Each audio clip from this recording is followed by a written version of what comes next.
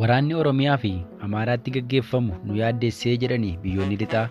Waraanni naannolee Oromiyaa fi Amaaraatti gaggeeffamu isaan yaaddessuu ibsuun akka dhaabbatuuf biyyoonni lixaa kanneen akka UK, Kanaadaa fi Awustiraaliyaa fa'aa waamicha dhiyeessaniiru. Waggaa tokkoffaa waliigaltee nagaa Piriitooriyaa ilaalchisuun biyyoonni 10 ibsaarraa sadaasa 2 bara 2023 baasaniin naannolee Oromiyaa fi Amaaraatti walitti bu'iinsi gaggeeffamu kan nama yaaddessudha jedhan. Mootummaan Itoophiyaa fi TPLF waliigaltee Piriitooriyaa waggaa har'aa mallatteessaniin Tigraayitti namoonni jireenya idileetti deebi'uu danda'u isaaniifis biyyoonni lixaa kun ibsa baasaniin ajaa'ibsiifataniiru. Garuu immoo naannolee baay'ina uummataa biyyattii harka guddaa qabatan lamaan naannoo Oromiyaa fi Amaaraa keessatti walitti bu'iinsi itti fufee haala yaaddessaa irra jira jedhan. Naannoo Oromiyaa keessatti waggoota darbaniif humnoota mootummaa fi waraana bilisummaa Oromoo gidduutti walitti bu'iinsa gaggeeffamaa ture itti fufuu isaas caqasaniiru.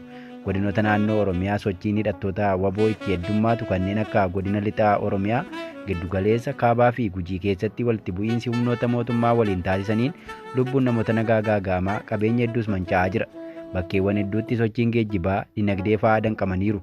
Kaaba Itoophiyaatti waraanni waggaa 2 gaggeeffamaa ture waliigaltee Piriitooriyaan furmaata argachuu hordofee naannoo Amaaraatti mootummaan humnoota addaa deebisee ijaaruuf tarkaanfii fudhateen walqabatee naannicha keessatti diddaa mudateen naannichatti walitti bu'iinsi itti fufee jira. Mootummaan naannoo Amaaraatti labsii yeroo muddamaa labsuun hidhattoota faannoo wajjin lolatti erga seenee ji'a 4 gahutee jira.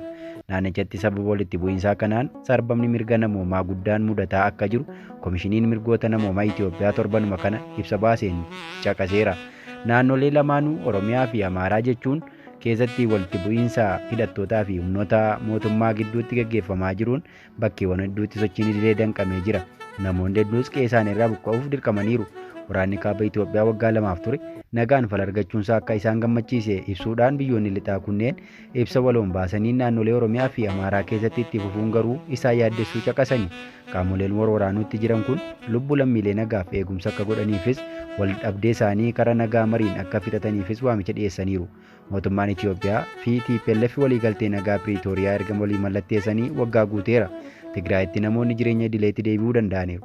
Haa ta'u garuu namoonni bakkeewwan loltoota Eertiraa fi humnoota Amaaraa jala jiran irraa buqqa'an miliyoona 1 ol ta'an qe'ee isaaniitti ammayyuu akka hin deebine bulchiinsi yeroo naannichaa ibseera.